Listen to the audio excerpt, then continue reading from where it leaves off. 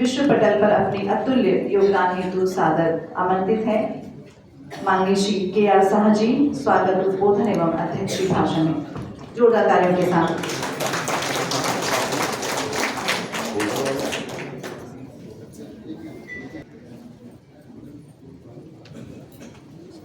बोले एक तीर एक कमान। तब अच्छा परफेक्ट किए हो आप लोग। आवाज आपकी तो अच्छा नहीं रही। एक तीर एक कमान, एक तीर एक कमान,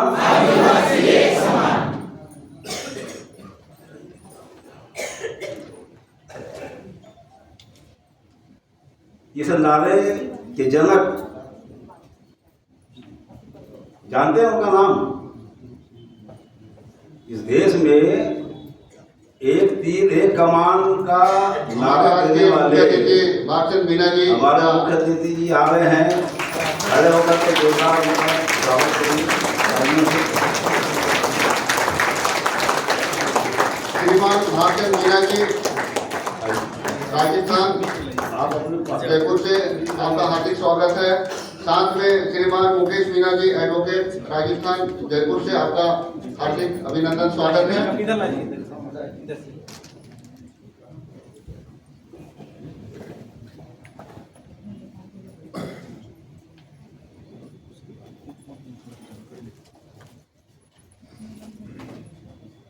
पदाधिकारीगण जितने हैं इधर उधर बैठे सब आ जाइए सामने। छत्तीसगढ़ आदिवासी विकास परिषद की प्रदेश कार्यकारिणी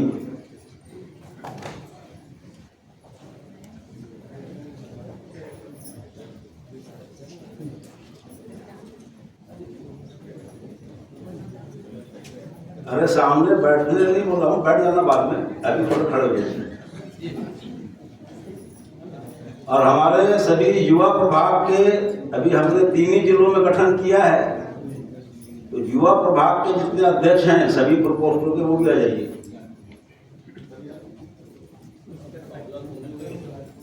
कुछ लोगों के नीचे ड्यूटी लगा उधर होंगे, जो है यहाँ बैठे वो आएंगे। आज हमारे बीच में भागचंद जी मीणा मुख्य अतिथि के रूप में जयपुर से चल के आए हैं इस उम्र में।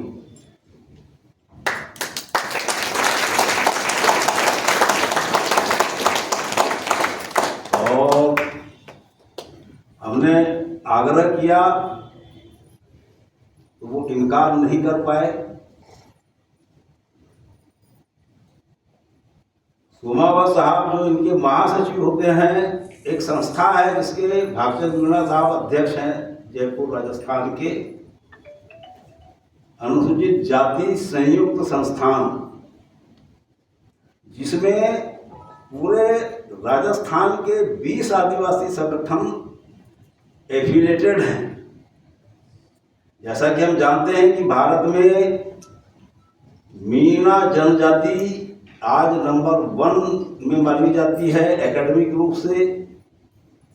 देश में पहली यूनिवर्सिटी अगर आदिवासियों ने बनाई भारत में, तो उसका श्रेय भी जो है मीणा जनजाति को जाता है। वो सबका प्रतिनिधित्व करती है जो संस्था जयपुर में, उसके चेयरमैन आज हमारे बीच में बैठे हैं।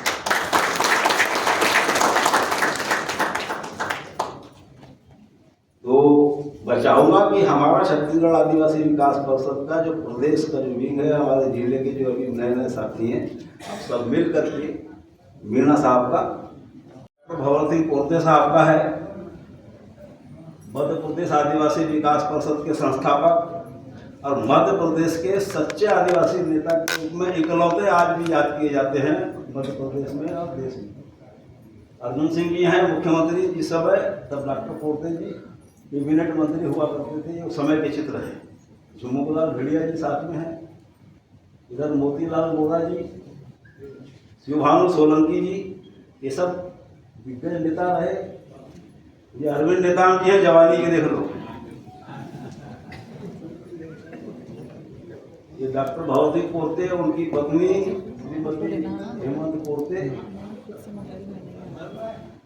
आदिवासी विकास परिषद के सम्मेलन का ये चित्र है। इंदिरा गांधी जी के साथ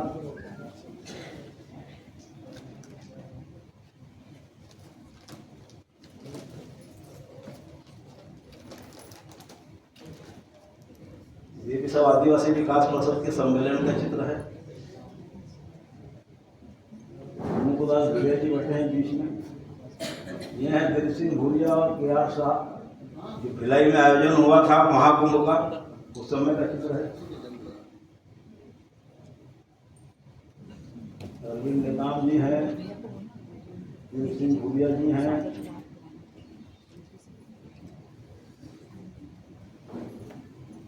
ये संगमा जी हैं, लोकसभा अध्यक्ष। जब आदिवासी कुंभ हुआ था भिलाई में, उस समय का चित्र है।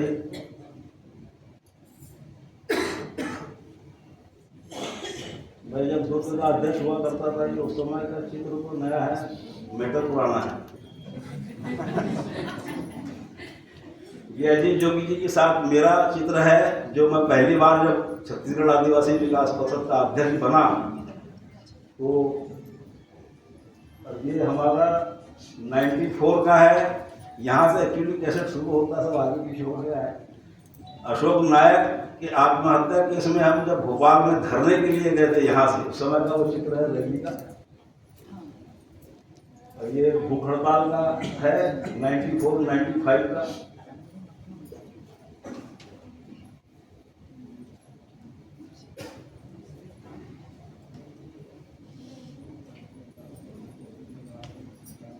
इसको थोड़ा रोकना।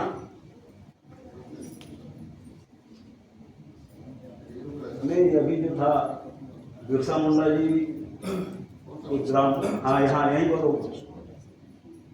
यह है भगवान बिरसा मुंडा, जो आज भारत के सबसे चर्चित चेहरे या चर्चित नाम में जिनको शुमार किया जाता है। ये उनका गांव का चित्र है जहां हम लोग गए थे।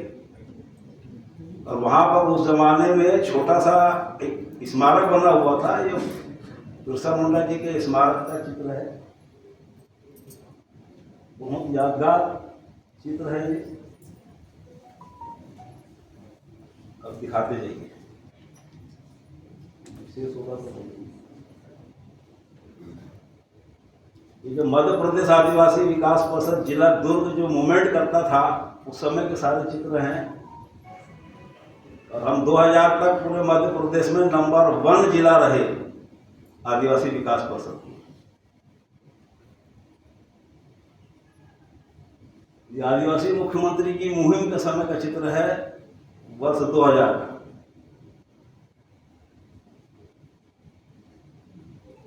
ये मेडिकल कॉलेज में जो कांड हुआ था, उसकी जांच करने के लिए हमने मुख्यमंत्री जी से मांग किए थे, उस समय का चित्र है। और यह आदिवासी विकास परिषद का राजधानी में जब कार्यालय खुला था, तो नंद कुमार जी ने उसका उद्घाटन किया था। ये उस समय का चित्र है। ये उस समय के सब मंत्री हैं जब 2003 में सरकार आई भाजपा की।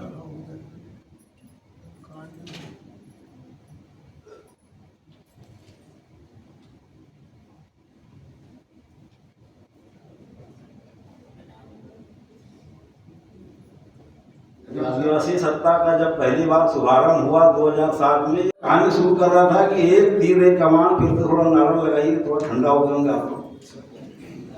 एक तीर एक कमान, एक तीर एक कमान, इस नारे के जनक कार्तिक उरांव साहब थे। इस देश में पहली बार ये नारा उन्होंने गढ़ा। और अखिल भारतीय आदिवासी विकास परिषद के जब कार्यक्रम, इंदिरा गांधी जी उस समय प्रधानमंत्री हुआ करती थी, हम लोग महाविद्यालय के छात्र हुआ करते थे। और उस कार्यक्रम में जाने के लिए भारत सरकार से पास मिला करता था, फ्री। आदिवासी विकास परिषद के कार्यक्रमों में जाने के लिए पूरे देश भर के लोगों को फ्री पास मिला करता था। संभवतः मैं आखिरी पीढ़ी का व्यक्ति बचा हूं जिसको 1975 से लेकर के 2025 तक अक्षरशः मैंने देखा, जाना, समझा है। 1975 से आदिवासी इतिहास, जो लोग जीवित हैं वो कुछ ना तो बताते हैं, ना उन्होंने आज तक किसी को बताया है।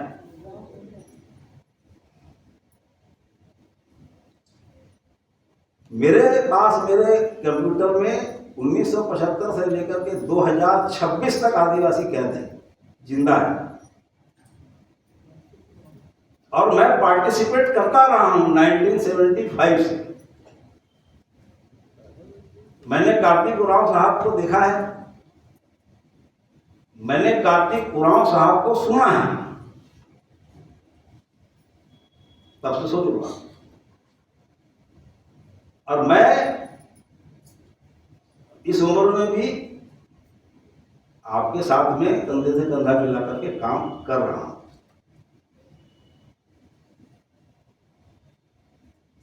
आज का ये जो आयोजन है, जैसे मैं मीना साहब के बारे में बता रहा था, इनके एक महासचिव हैं गोविंद सोमावत साहब,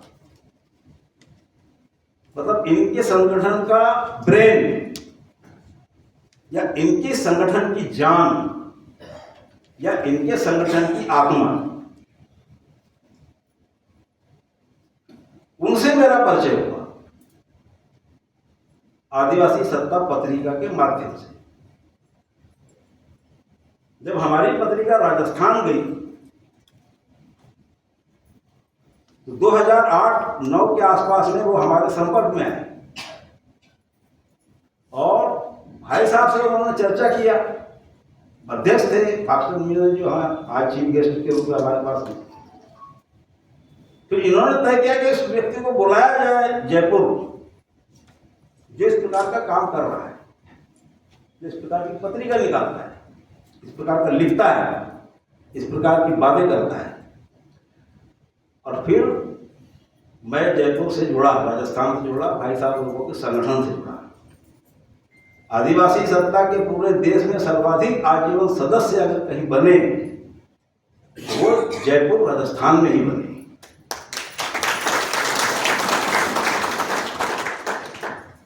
फिर हमारे बड़े प्रगाढ़ संबंध बने, वैचारिक रूप से, साहित्यिक रूप से। फिर मेरा जाना भी हुआ जयपुर।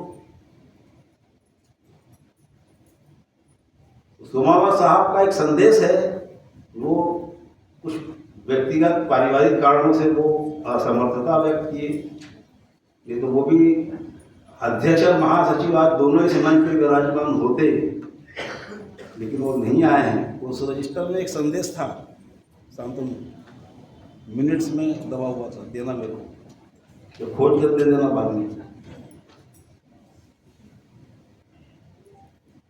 तो आज के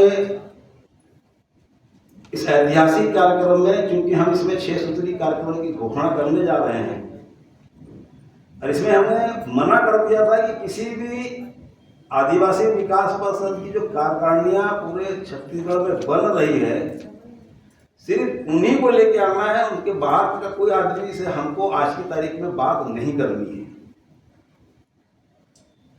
आप हमारी टीम के सोल्जर हैं। यहाँ जो भी आदमी बैठा हुआ है वो आदिवासी विकास परिषद का जो नया जो कल्चर डेवलप हो रहा है 2026 में, उसमें आप नए लोग सब जुड़े हैं, ऊर्जावान लोग जुड़े हैं। तो हमने स्ट्रिक्टली मना कर दिया था कि आपके साथ में एक भी आदमी ऐसा नहीं आना चाहिए जो सामान्य व्यक्ति हो। जैसे कि हम लोगों ने सबको बुलाया था तो क्या हुआ था, बिनतारा राजधानी का सबसे बड़ा हॉल है, उससे बड़ा कोई ऑडिटोरियम नहीं है राजधानी में। हमने उसको ओवरफ्लो कर दिया था, एक्स्ट्रा चेयर लगानी पड़ी थी। लेकिन हम आज आपसे सैद्धांतिक बातें करना चाहते हैं, आपसे फेस टू फेस होना चाहते हैं। ये जो कार्यक्रम हम तैयार किए हैं, ये आपके माध्यम से पूरे छत्तीसगढ़ में इम्प्लीमेंट होगा। और आदरणीय हमारे मंच में जो अतिथि बैठे हैं, उनके भी मैं नोटिस में ये बात ला दूं कि अभी हमने मात्र 3 जिलों में गठन किया है। यहां जो लोग बैठे हैं मात्र 3 जिले के, जहां हमने जिलाध्यक्ष बनाया है। जिनके संभावित नाम वहां है उसमें सरगुजा का है, इसलिए सरगुजा के लोग दिखे। अदरवाइज यहाँ पर कोई भी दूसरा जिले का व्यक्ति नहीं, ना हमने उसको अनुमति दी है कि आपको यहाँ आना है। तो 6 सूत्रीय एजेंडा को पढ़ने के पहले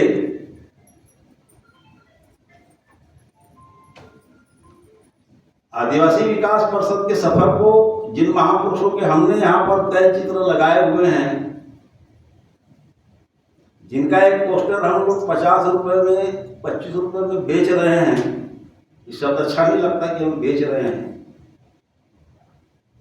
लेकिन जो सच है वो सच है कि बेच रहे हैं।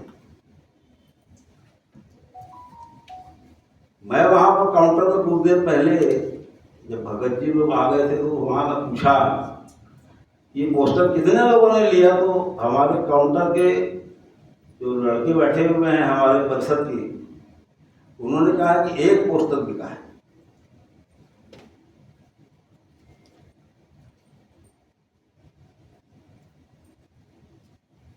जिस व्यक्ति की मेहनत से ये आपका काम झाम है, ये आपके गुलाबी चमकते हुए चेहरे, दमकते हुए कपड़े, IAS, IRS, IPS, ये सारे तमगे जिस व्यक्ति की बदौलत आपको मिले,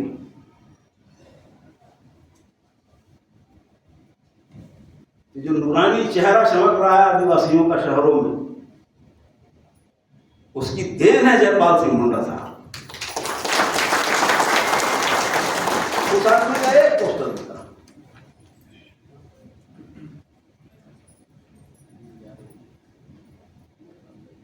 जिसको सुबह उठ के सबसे पहले नमन करना चाहिए अपने माता पिता के बाद, अगर किसी को नमन करना चाहिए इस देश के आदिवासियों को, उस व्यक्ति का नाम है जयपाल सिंह मुंडा।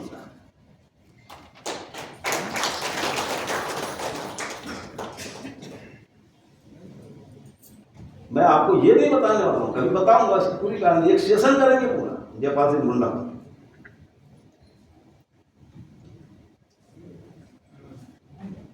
मेरा आप लोगों से निवेदन है कि वो पोस्टर वहां एक भी नहीं बचना चाहिए।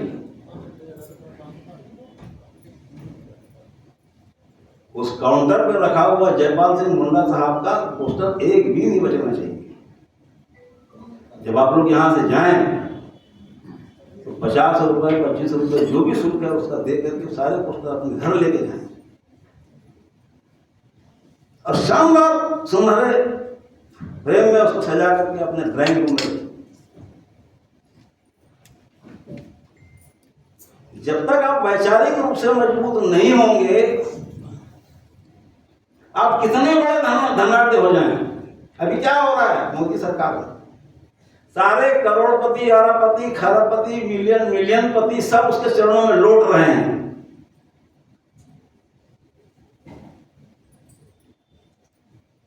सत्ता के सामने में पूरा देश लौट रहा है, तो उस धन का क्या, उस धन की क्या औकात, उस धन की क्या उपलब्धता है। सत्ता का पावर, सत्ता उनको कहां से आई, विचारों की पावर से आई। वो विचार जिससे हम लड़ रहे हैं,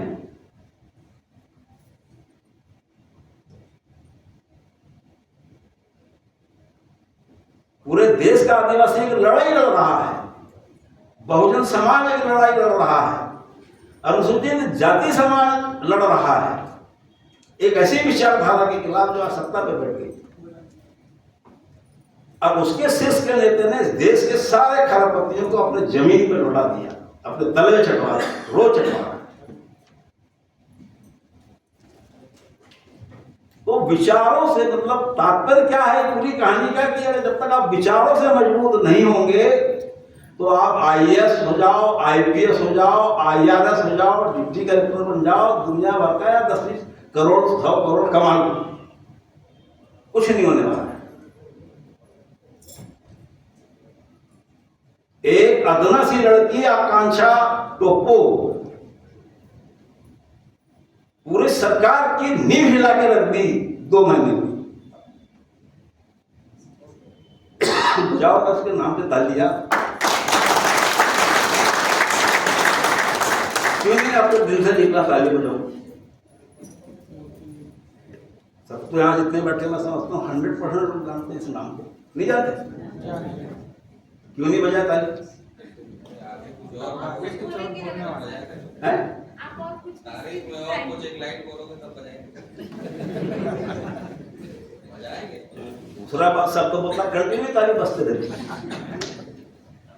वो छत्तीसगढ़ में एक ऐसी लड़की सोशल मीडिया में छा गई जिसने पूरी सरकार की नींद हराम कर दी। नहीं कर दी। आज कम से कम 26 या 32 FIR उस लड़की के खिलाफ होगा। उसकी उम्र ही 18-20 साल की, 22 साल की होगी, 23 साल की, 26 साल। उससे डबल FIR है उस लड़की पर।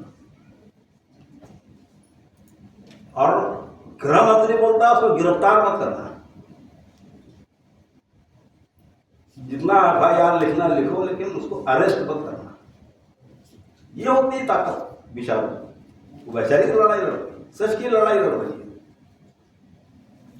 हम भी अपने संगठन को, अपने समाज को उसी दिशा की ओर लेके जाना चाहते हैं। यह संगठन चला, इस संगठन ने कई इतिहास लिखे छत्तीसगढ़ में। आदिवासी विकास परिषद में जब 94 में मध्य प्रदेश आदिवासी विकास परिषद दुर्ग जिले में जब मैंने कमान संभाली, हमने पूरे छत्तीसगढ़ को एक साथ संयुक्त रखा। उस समय मात्र छत्तीसगढ़ में 11 जिले हुआ करते थे। यहाँ आज अगर 32-33 जिले गिन रहे हैं, उस समय मात्र 11 जिले थे।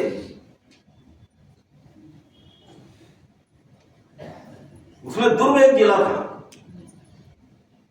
तो हम वो 10 जिले को समेट करके काम करते थे।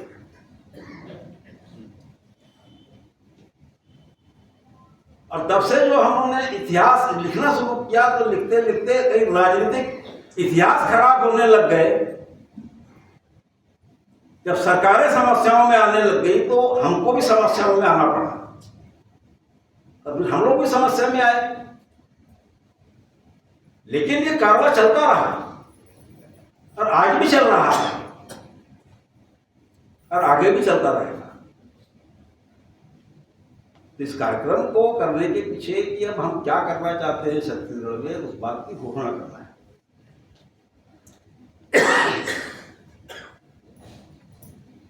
तो इस बात की घोषणा अभी कर दूं कि खाना खाने के बाद करूं?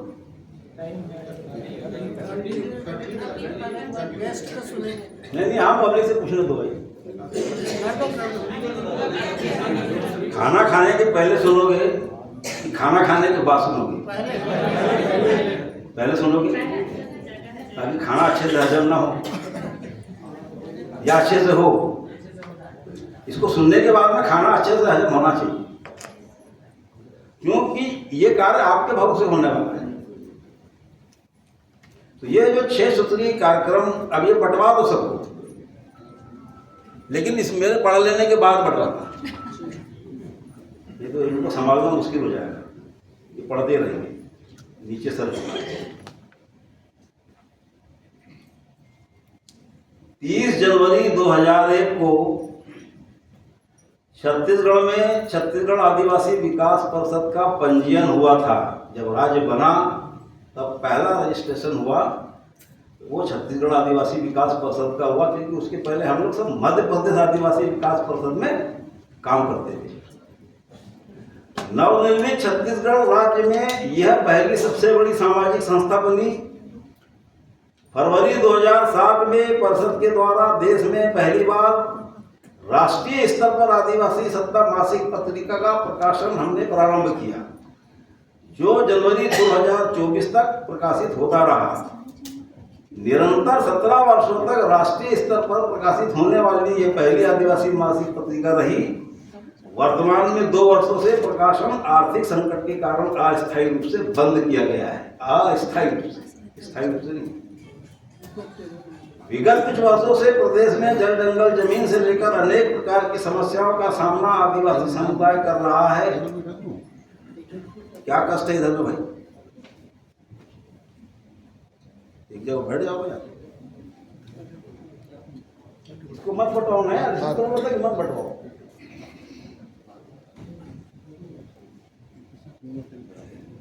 विगत कुछ वर्षों से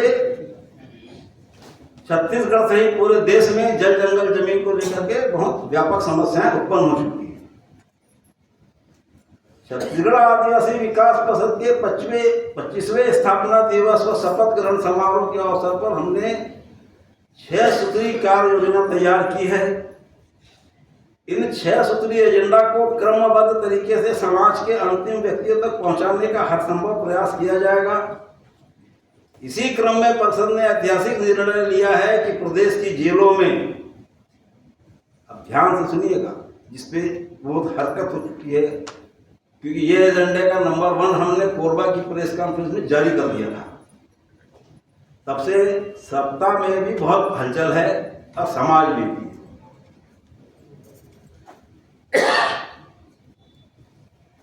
हमारा जो पहला एजेंडा है कि छत्तीसगढ़ की जेलों में जो आदिवासी समाज के लोग बंद हैं किसी भी धाराओं में, उसमें नक्सली धाराएं भी शामिल हो सकती है। हमने सूचना के अधिकार में डीजीपी से जानकारी मांग ली है। वो संभवतः 15-20 दिनों में वो जानकारियां तैयार हो रही है पूरे राज्य स्तर पर, वो हमको मिल जाएंगी। तो हम जो पहला एजेंडा आज जो घोषणा यहाँ करना चाहते हैं अपने पूरे अतिथियों की मौजूदगी में, अब हमारे पास जो वर्तमान में जो कार्यकारिणी है आदिवासी विकास परिषद की जो बैठी है यहाँ, इनकी मौजूदगी में इतने लोगों के बीच हम इस बात की घोषणा करते हैं कि छत्तीसगढ़ के सभी केंद्रीय जेलों, जिला जेलों, उप जेलों में आदिवासी महिलाएं, पुरुष, युवक, युवती, वो अवयस्क बच्चे जो विचाराधीन बंदियों के रूप में कैद हैं, विचाराधीन बंदी जिनको सजा हो गई है, अभी वो हमारा विषय नहीं है।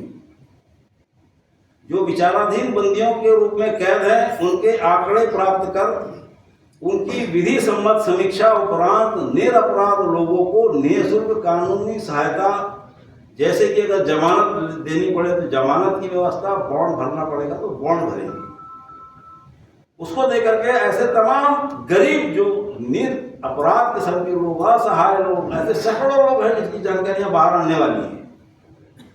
हम मौखिक रूप से जानते हैं, आंकड़ा आएगा तो देश हिलेगा, छत्तीसगढ़ अकेले नहीं हिलेगा,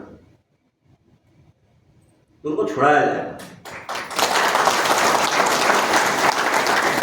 उसमें 25% से ऐसे लोग जेलों में बंद हैं जिनके अपराध की सजा 2 साल है, जिस क्राइम में वो अंदर हुआ उसकी आईपीसी में सजा 2 वर्ष है, अब वो 5 साल से जेल में है, क्योंकि उसको छुड़ाने वाला कोई नहीं है, उसके विषय में बात करने वाला कोई नहीं है। ऐसे विचाराधीन बंदियों की संख्या बहुत बड़ी है। हम सब उनको बाहर निकाल करके, छत्तीसगढ़ की जेलों में जो है उनको बाहर निकाल करके, पहला काम हम वही करेंगे कि उनको लेके बाहर आएंगे।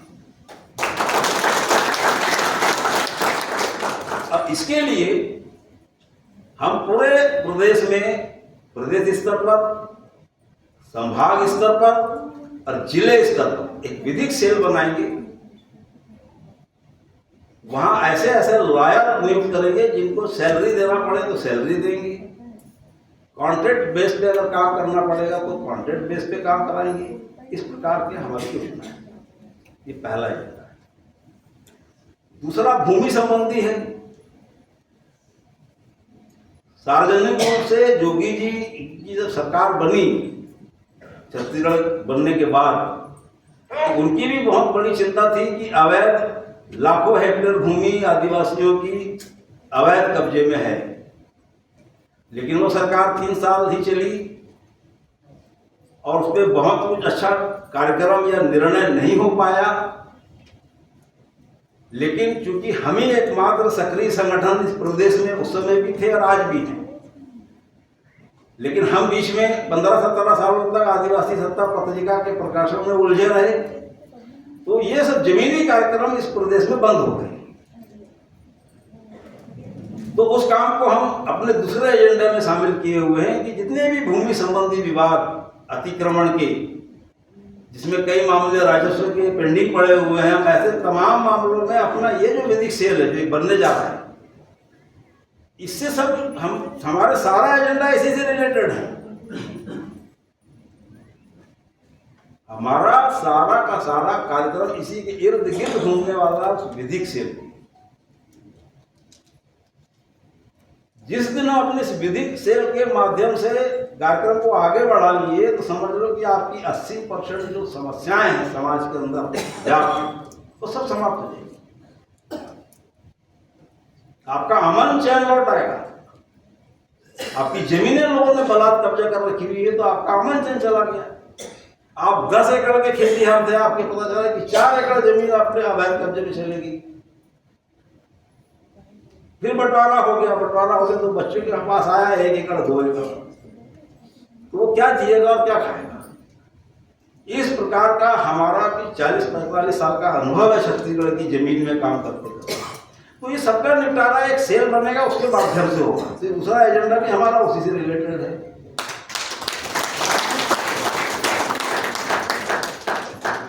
तो सबसे महत्वपूर्ण एजेंडा है वो है शिक्षा शेरनी का दूध है। और हम पूरे देश में सबसे पिछड़े हैं एजुकेशन के मामले में। हमारा छत्तीसगढ़ बहुत नीचे स्तर पे है। फिर उस पूरा छत्तीसगढ़ सबसे नीचे पायदान पर है, उन सब में फिर हम आदिवासी लोग सबसे नीचे पायदान पर है, यानी नीचे के भी नीचे छत्तीसगढ़ से। तो उसमें हम एक बहुत शानदार कार्य योजना मैंने पहले भी बनाई थी, योगी जी से इस विषय पे मेरा डिस्कशन भी हुआ था जब वो चीफ मिनिस्टर थे। उन्होंने कहा था कि साहब पूरा एक कार्यक्रम बना करके लाभ, ये कार्यक्रम जो मैंने इसमें लिखा है योगी जी के साथ हम डिस्कस कर चुके थे, लेकिन अब दुर्भाग्य बहुत सारा रहा उनका, हमारा समाज का जो भी रहा हो तो कोई कार्यक्रम आगे बढ़े नहीं। छत्तीसगढ़ आदिवासी विकास परिषद आदिवासी समाज में गुणवत्तापूर्ण शिक्षा के लिए विशेष कार्य करेगा। आज हम ये बात की घोषणा करते हैं।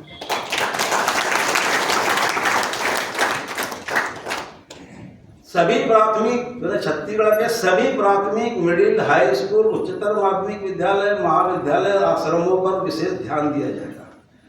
इस विशेष ध्यान को जिस दिन हमने सफल कर दिया तो 10 साल के बाद आपको इसी स्कूलों से, जो ट्राइबल में है जो स्कूल हैं, ये उन स्कूलों की बात हम यहाँ कर रहे हैं। ये सामान्य शहरी क्षेत्रों के स्कूल की बात नहीं कर रहे हैं। ये आदिवासी क्षेत्रों के जो 5वीं अनुसूचित क्षेत्रों में जो स्कूल सरकार के हैं उनकी बात कर रहे हैं। अगर ये हम जो बनाए हैं जो समिति, ये प्रोग्राम, यदि अगर ईमानदारी से आपने इसको कर दिया तो आने वाले 10 सालों के बाद में उसी स्कूल से आपकी अच्छी नस्लें, एजुकेटेड नस्लें उसी स्कूल से पैदा हो गए। ये आपको जो आप शहरों में नौकरी पाकर के जो अपने बेटे को बहुत ट्यूशन दे रहे हैं ना, बड़े बड़े स्कूलों में पढ़ा रहे हैं, वो उनको टक्कर देगा फिर उस गांव का बच्चा। और जब वो आएगा तैयार होकर के, तब आपका तकदीर और तस्वीर का निराकरण होगा। नहीं तो पता चला कि एक भाई जो है BMW में घूम रहा है, उसका भाई एक साइकिल में घूम रहा है। ऐसे विकास से कोई बदलाव नहीं आने वाला है समाज में। तो उस अंतिम व्यक्ति के बारे में भी हमको सोचना है। और एक प्रोग्राम मैंने जो बनाया था, योगी जी को दिया था, आदरणीय योगी जी जब प्रथम मुख्यमंत्री बने छत्तीसगढ़ में, इसके बाद में रमन सिंह जी बने, वो भी बहुत गंभीरता से मुझसे इस विषय में बात करते थे। उनको भी मैंने दिया कि अगर इस प्रकार का एक प्रोजेक्ट अगर हम सामाजिक स्तर पर तैयार करके काम करते हैं तो गुणवत्तापूर्ण शिक्षा पैदा होगी जमीन में। नहीं तो ये तो हर मंत्री, हर सरकार आके कह देती है स्कूल है तो शिक्षक भी है, शिक्षक है तो स्कूल भी है। तो इसका अपराधी कौन है भाई? ये कह के कोई चला जाता है कि स्कूल है तो बच्चे नहीं, बच्चे हैं तो स्कूल नहीं, स्कूल है बच्चे हैं तो शिक्षक नहीं। ऐसा आप कितने साल तक इस देश को सुनाना चाहते हैं? और ये जनता, ये समाज और कितने साल तक सुनना चाहता है? इसको कभी कोई बदलेगा?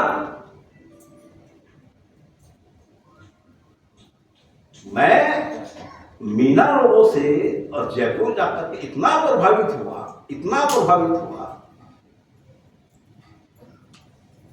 और ये बल मुझको मिला है कि ऐसा हम करके दिखाएंगे छत्तीसगढ़ में।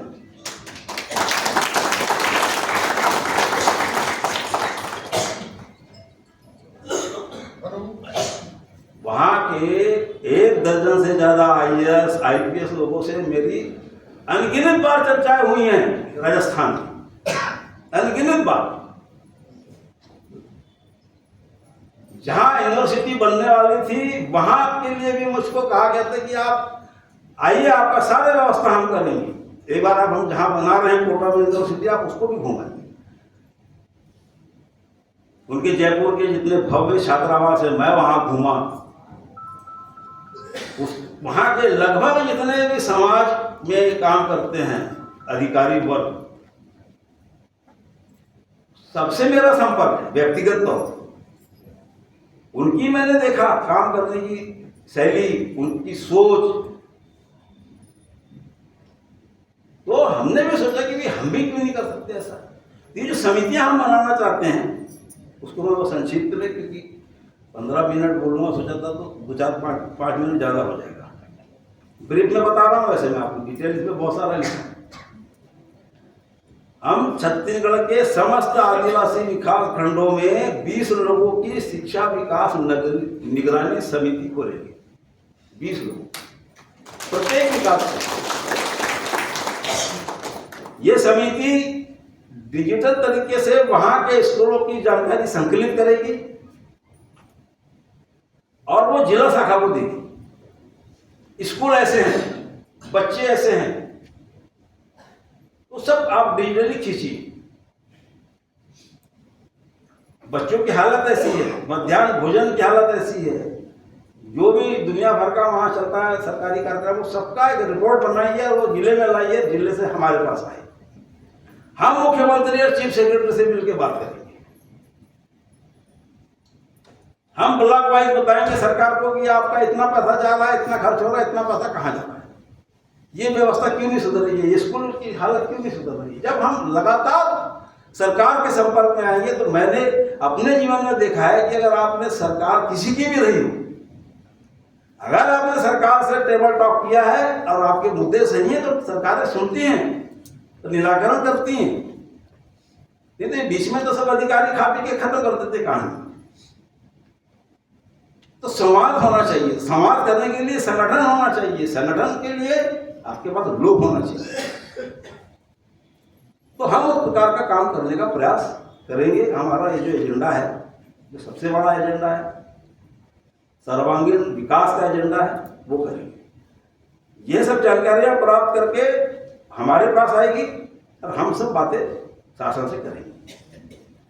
डिजिटली रहेगी, नहीं सुनेगी तो उसको नेशनल लेवल पे सोशल मीडिया में प्रकाशित करेंगे, सरकार को बदनाम कर देंगे, उसका जीना हराम कर देंगे। तो सारे हथकंडे तरीके हम पहले भी कर चुके हैं और आज भी कर सकते हैं। चौथा जो एजेंडा है उसी में बहुत सारी चीजें हैं, पढ़ लेना आप। राजस्व भूमि और वन भूमि, जो हमारा भूमि एजेंडा था उससे रिलेटेड है ये। उनके लिए भी हमारा जो विधिक सेल काम करेगा। ऐसे बहुत सारे मामले हैं जिनको मैं व्यक्तिगत रूप से जानता हूं। जब नया छत्तीसगढ़ में प्रदेश अध्यक्ष बना था और माननीय जोगी जी ने मुझको कहा था कि जमीन के जितने भी मामले हैं तो आप उसका संभाग वाइज दौरा करके आंकड़ा इकट्ठा करें, तब मैंने काम किया था।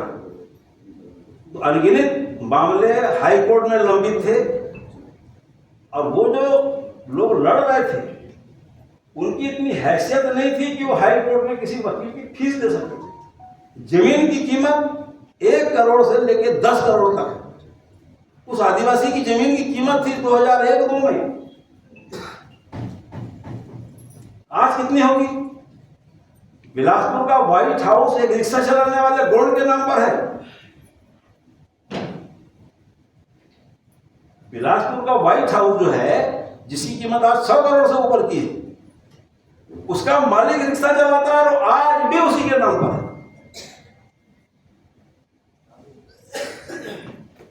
छत्तीसगढ़ में आदिवासी गरीब नहीं है, बहुत धनी व्यक्ति है, इतना संपन्न है कि राजस्थान के मीणा लोग गरीब हैं हमसे, जिनको हम बहुत धनवान समझते हैं ना, मीणा लोगों को। आर्थिक मामले में हमसे ज्यादा अमीर मध्य प्रदेश, झारखंड और छत्तीसगढ़ से ज्यादा अमीर भारत में कोई नहीं है। अरे आज भी आपकी जमीनों की कीमत जो है ना, 1 एकड़ जमीन की कीमत 20 लाख से 50 लाख रुपए में है, जिसमें कोई और कब्जा करके बैठा हुआ है। तो ये लड़ाइयां जब तक हम नहीं लड़ेंगे तब तक आप समाज को उस स्तर पर नहीं ले जा सकते, जिसके लिए बलि देकर के हम इनके फोटो पे मारना पड़ेगा, ये कुर्बान हो गए, जीवन स्वाहा कर दिया, इनकी राजनीतिक नुकसान हुआ, इनका पॉलिटिकल मर्डर हुआ।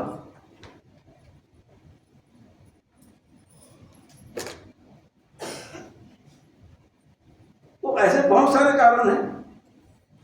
ये कारण भी जो है एजेंडा 4 राजस्व भूमि के मामले, चाहे वो न्यायालय में हो, हम बेस्ट से बेस्ट लाइन करेंगे। उन गरीब लोगों जो मुकदमा नहीं लड़ पा रहे हैं, उनके मुकदमे भी हम लोग लड़ेंगे।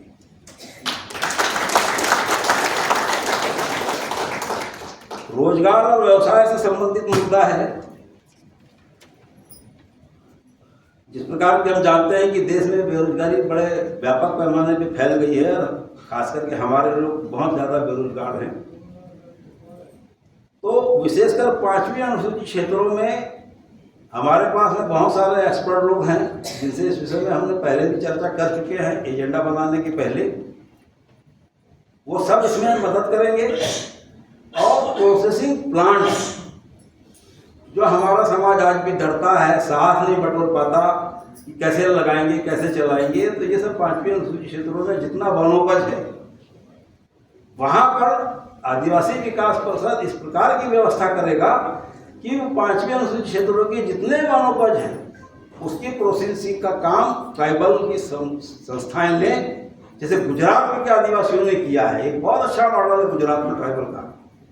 हम उन लोगों को यहाँ आमंत्रित कर लेंगे, हम लोग जुड़े हुए हैं उन लोगों से। उन्होंने सहकारी साख समितियां बना करके वहां के आदिवासियों को बहुत आर्थिक रूप से सबल किया है। उसका पैटर्न हम लोग अपना करके अपने बस्तर सरगुजा संभाग के आदिवासियों के लिए इस प्रकार का कार्यक्रम तैयार कर सकते हैं, ताकि वो आर्थिक रूप से सबल हो। 6वां है जो हम सब जानते हैं कि जल, जंगल, जमीन, आदिवासी सभ्यता, संस्कृति पर मंडराता महासंकट।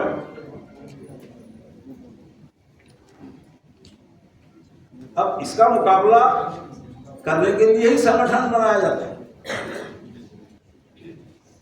एक लाइन में मैंने कह दिया आपको, इसमें विस्तार में जाने की हमको आवश्यकता नहीं है।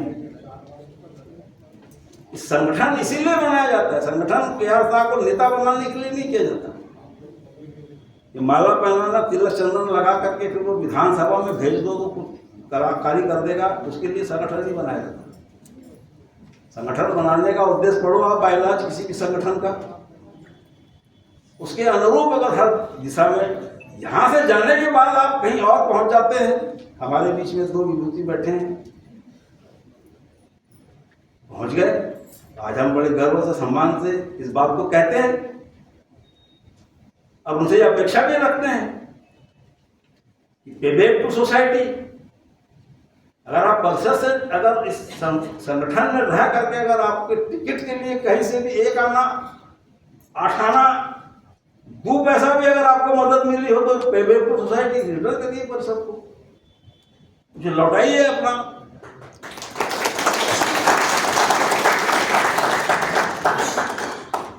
समाज आगे बढ़े। इस मंच से, क्योंकि आदिवासी सत्ता के नेटवर्क की वजह से मेरा व्यक्तिगत रूप से भारत के लगभग राज्यों तक संपर्क बना और सभी आदिवासियों से बना, आदिवासी संगठनों से बना। उसका कारण बना आदिवासी सत्ता पत्रिका, एक विशाल मेरा व्यक्तिगत संपर्क बना, आज भी मौजूद है। उसके जितने अध्यक्ष हैं, प्रदेश के हों, जिले के हों, किसी भी जाति समाज के हों, सबसे मेरा व्यक्तिगत संपर्क बना आदिवासी सत्ता पत्रिका की वजह से। तो भारत के आदिवासी एक हो, इस प्लेटफॉर्म से हम छत्तीसगढ़ से इस कहानी को शुरू करना चाहते हैं। और जो जल जंगल जमीन अगर रहेगा तो ट्राइबल की संस्कृति रहेगी, हमारी बोली और भाषा रहेगी। ये जो संस्कृति बोली भाषा जो है वो जल जंगल जमीन से रिलेटेड है। जंगल गया, आदिवासी खत्म।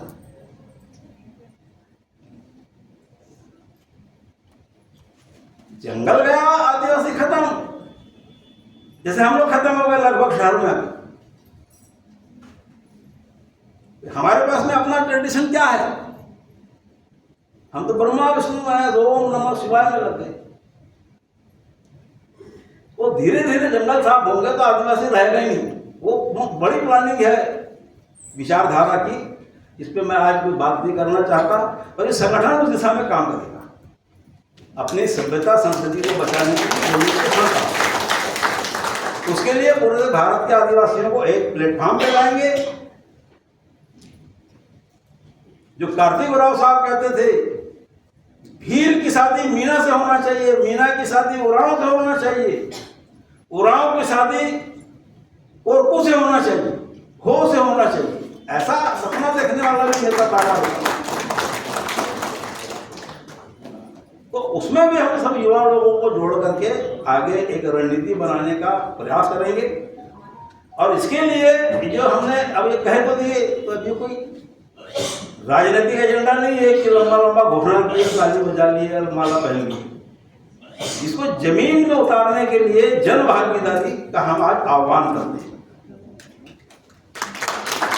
इसके लिए हम SC ST OBC हो, जनरल हो, सवर्ण हो, आज सवर्णों के खिलाफ हम लोग बहुत बोलते लिखते पढ़ते हैं, लेकिन उनमें भी इतने सारे लोग हैं जो हमारे मिशन के लिए तन मन धन सब देंगे। ऐसे सवर्ण लोग भी हैं। आपका प्रोजेक्ट बहुत ईमानदारी के साथ सही और सच्चा होना चाहिए। तो जन भागीदारी का आज हम आह्वान करते हैं अपने छत्तीसगढ़ आदिवासी विकास परिषद के इस प्लेटफॉर्म पर। इसको मैं पढ़ देता हूँ, 1-1.5 मिनट का, उसके बाद कहानी खत्म। छत्तीसगढ़ आदिवासी विकास परिषद के 6 सूत्रीय इस ऐतिहासिक कार्य योजना को मूर्त रूप देने के लिए हमें प्रतिमाह एक भारी धनराशि की व्यवस्था करनी होगी कि नहीं होगी? भारत में आदिवासियों की जनसंख्या लगभग 11 करोड़ है। छत्तीसगढ़ में लगभग 70 से 80 लाख आदिवासी हैं। इस महाअभियान में प्रत्येक एक आदिवासी यदि 1 से 10 रुपया प्रति माह एक आदिवासी 1 से 10 रुपए महीने में एक बार हमें दान करें सिर्फ, तो हम कितने लाख आदिवासी हैं? अगर 70 लाख आदिवासी अगर 1 रुपये भी डाल दिया अभी, तो कितना रुपया हो गया? 70 लाख। ठीक है, 70 लाख में कितनी मिसाइल बनेगी, कितना गोला बनेगा, कितना बारूद बनेगा कि नहीं बनेगा? अरे हम आदिवासी दुश्मनों को तो वैसे ही फू करेंगे तो उड़ जाएगा है? तो हम बजरंगी हो गए हैं ना, अपनी ताकत को पहचान ही नहीं रहे। तो हम आह्वान करते हैं आज 29 जनवरी को छत्तीसगढ़ आदिवासी विकास परिषद के इस कार्यक्रम में कि हम इस प्रकार का धन जुटाएंगे, 1 रुपए से 10 रुपए एक व्यक्ति एक बार में हमको दे। इस महादान राशि से परिषद अपने 6 सूत्री ऐतिहासिक कार्यक्रम को पूरा करने का संकल्प लेता है। हमारे समाज में आर्थिक रूप से सक्षम लोगों की भी कमी नहीं है। परिषद उनसे भी अपील करता है कि वे शिक्षा से सहयोग राशि देकर इस महाअभियान को सफल बनाने में अपनी सामाजिक भागीदारी निभाएं। परिषद ने यह भी तय किया है कि अपने 6 सूत्री एजेंडा को पूरा करने के लिए संपूर्ण देश के सभी समाज प्रेमी नागरिकों से सहयोग प्राप्त किया जाए। छत्तीसगढ़ आदिवासी विकास परिषद का स्थायी QR code state bank of India से प्राप्त किया जाएगा। यहाँ बड़ा प्रॉब्लम मेरी वजह से आया हुआ है। ये तो अभी तक तो हमारा सब काम ठीक हो चुका होता, हमारा खाता भी खुल जाता, हमारा QR कोड भी हो गया होता। मेरे आधार कार्ड में और मेरे पैन कार्ड में नाम गलत हो गया है। अब उसको सुधारने के लिए मुझे सुधारना है अपने आधार कार्ड को, और आधार कार्ड विगत 4 महीने से वो काम पूरे देश में बंद पड़ा है। आधार का नाम सुधारने का पोर्टल भारत सरकार का बंद है। तो उस वजह से हम अभी तक जितनी भी गतिविधियां संचालित कर रहे हैं वो हमारे कोषाध्यक्ष के अकाउंट से और उनके बार कोड से संचालित कर रहे हैं। और जब तक वो नाम नहीं सुधर जाता तब तक हम लोग जो हैं हमारे कोषाध्यक्ष के बार कोड का उपयोग करते रहेंगे। और आज हम उस बार कोड को विधिवत यहाँ पर जारी करने वाले हैं। परिषद के 25वें स्थापना दिवस पर हमारे आमंत्रण पर आए आदरणीय भागचंद मीणा जी, आदरणीय अमरजीत भगत जी, आदरणीय भाई जनकराम ध्रुव जी, आदरणीय मुकेश मीणा जी, आदरणीय भाई हमारे भगत राम सोनी जी, मैं आप सबका अभिनंदन करता हूं, आपका सबका स्वागत करता हूं कि आपने अपना कीमती समय निकाल करके, और विशेषकर आपको हमारे मुख्य अतिथि जयपुर से पधारे हैं, आपका फिर से मैं अभिनंदन करता हूं, आपका स्वागत करता हूं। और इस भोजन के उपरांत आपके आशीर्वचन से हम आगे बढ़ेंगे, आगे अच्छी सोच के साथ काम करेंगे। ऐसा आशीर्वचन और आपका मार्गदर्शन और आपका सहयोग हमें मिलेगा। इस आशा विश्वास के साथ मैं अपने वाणी को विराम देता हूँ। जय आदिवासी, जय छत्तीसगढ़।